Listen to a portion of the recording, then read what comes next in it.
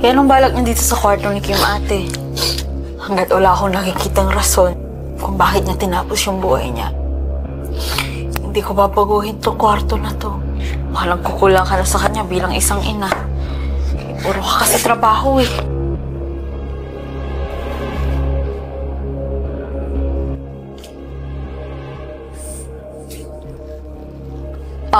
Alam niyo kung ako sa inyo, huwag na lang tayong maghanap ng rason. Tulungan na lang natin ang isa't isa na makamove forward.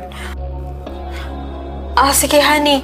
Putso, sumama ka na sa tito mo para hindi ka na mag-commute. Sige, ate. Mauna na ako. Ba't dala mo yan? Nakakalimutan ko. Ma'am, nakita ko po itong spare phone ni Kim. Baka makatulong po. Ilang beses ako tinawagan ng pamangkin ko. Tapos pag may problema siya, minsan sa akin niya sinasabi dahil nga wala ka. Kaya marami kaming history calls.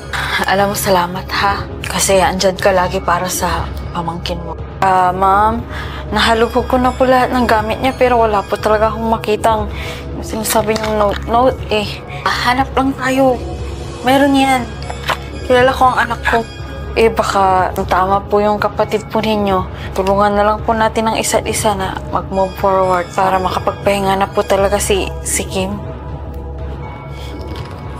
Ma'am, 2 linggo na tayong naghahanap pero wala talaga tayong makita. Paulit-ulit na lang din tayo ng hindi tayo titigil hanggat wala tayong nakikita, okay?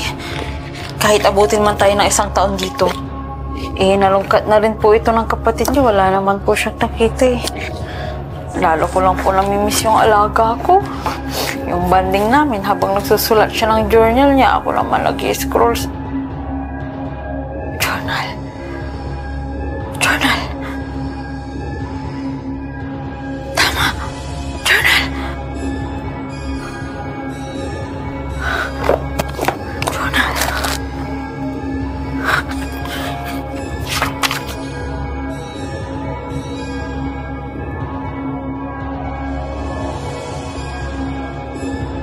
Ma'am, journal po ito ni Kim.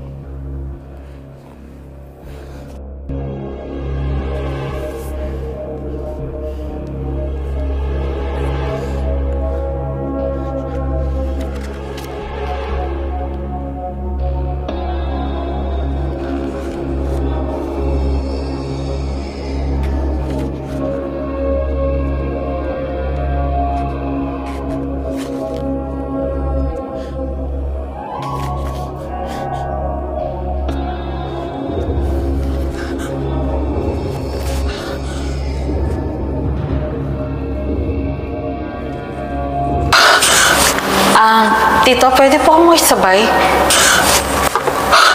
Putso, sumama ka na sa tito mo para hindi ka na mag-commute. Sige ate, mauna na ako. Ba't dala mo yan? Nakakalimutan ko. Mag-unbox tayo ng mga bago kong journal. Mayroon ako ditong pink, mayroon din akong purple. Sobrang hilig ko kasi talagang mag-journal. Bata pa lamang ako, sinusulat ko na sa notebook or sa mga papel-papel ko yung mga gusto kong mangyari sa buhay ko. And sadly, hindi ko na keep yung mga ibang journal ko ng elementary. So, yun, ang swerte ng mga kabataan ngayon kasi meron ng ganito. Meron na siyang mga sticker, stationery ata to. Saka may mga ganito na siya. Yung mga scotch tape na ganito. So, bibigyan ko kayo lang pala tandaan na sobrang hilig ko sa ganito. Yung mga pocketbook po natin, ilalagyan ko siya ng ganyan sa gilid-gilid para palatandaan na sa akin yun. Ito yan, nakita niyo yan, mga sticker na yan. And so, ayun, ito yung purple na gagamitin natin. Ayun, no.